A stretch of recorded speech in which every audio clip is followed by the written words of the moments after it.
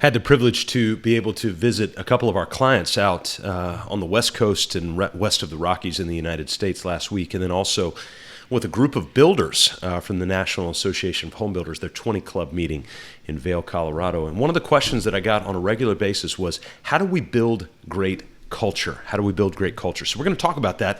Make sure to head on over to mybusinessonpurpose.com/healthy and take that 5 to 7 minute healthy assessment to get a little metric evaluation of the health of your business on the internal side of it. Not the in of it, but the on of it, so that you can take a look at that. So how do we build great culture in the workplace? So we've been misled about the idea of culture.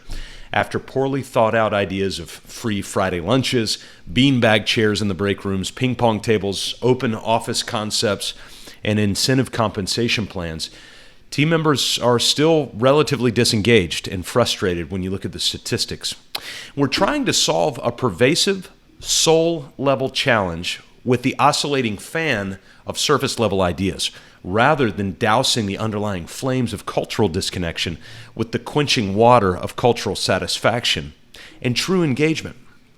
Now, often we hear about business owners complaining about the pending generational work ethic, or lack of, followed by a throwing up of hands and a resignation that, well, my generation is the only generation that knows how to work. Well, we know that's not true. But when speaking to groups of small business owners, this is a pretty typical refrain. They say things like this: well, nobody wants to show up and work. My response, in a kind but forceful way, no, they just don't want to show up and work for you because you've already given up on them. The great challenge of a sporting coach is to recruit, to develop, and to game plan in a way that maximizes talent and outcome. The same is true of a business owner. Too many business owners are resigning to the cancerous idea that, well, if I just want to get it done right, then I'll do it myself.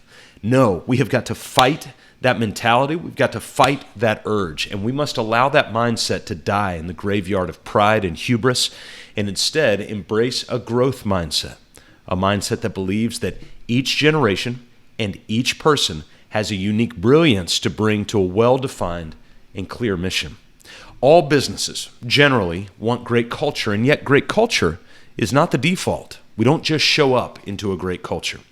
Culture is not a business term, by the way, but it's been borrowed from business, from science.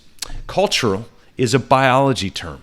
Go back to middle school science when you saw your first Petri dish. Remember that little glass dish that would hold some biological element? Usually in middle school for boys, it was their own spit. And then over time, when subjected to heat, moisture, and any other environmental elements, would grow the fruit of what elements were inside. Business culture is no different. Install the elements of bad culture, and bad culture will grow. Install the elements of good culture, and good culture will grow. If your business plants the seeds of unpredictability, lack of communication, no team meetings, little documented process, and scattered vision, then don't be surprised at the fruit. If your business, you, plant seeds of predictability, repetition, agendas, written and tracked goals, shared vision, mission, and values, then don't be surprised at the fruit. Here are 3 elements to great culture that engages people and makes time for the things that matter. First, write down your vision, write down your mission, write down your values, and commit them to repetition and to memory. See, vision unites. We've got to remember that. Vision unites, and a vacuum of vision scatters. It's a natural law. If you write down a vision of what you see and share that vision, your team will either run towards that vision or they will run away. But either way, they run, and either way is clear. If you write down and memorize a less than 10-word mission statement and 5 or less unique core values, then your team will have great clarity on why they are headed that direction and the boundaries to remain inside. Remember, boundaries bring freedom.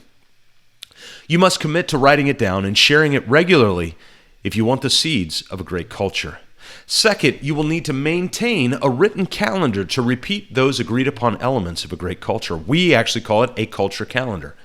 How often do you read back through your vision?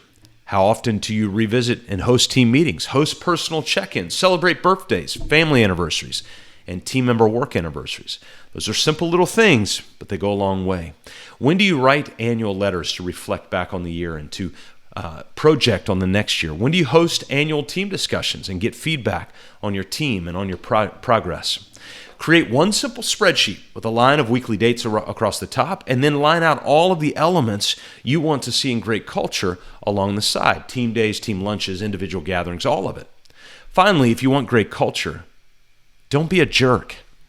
Be kind. Be visionary. Be appropriately confrontational. Be helpful. Be humble. Be inquisitive. Be aggressive. But don't be a jerk. The livelihood of each of your full-time members is tied to your leadership, and much of that person's discussion when they go home is around their work. So don't be a jerk. The bad news is that you as a business owner directly impact culture. But the good news is that you as a business owner directly impact culture. So plant the seeds for good culture. Rinse and repeat.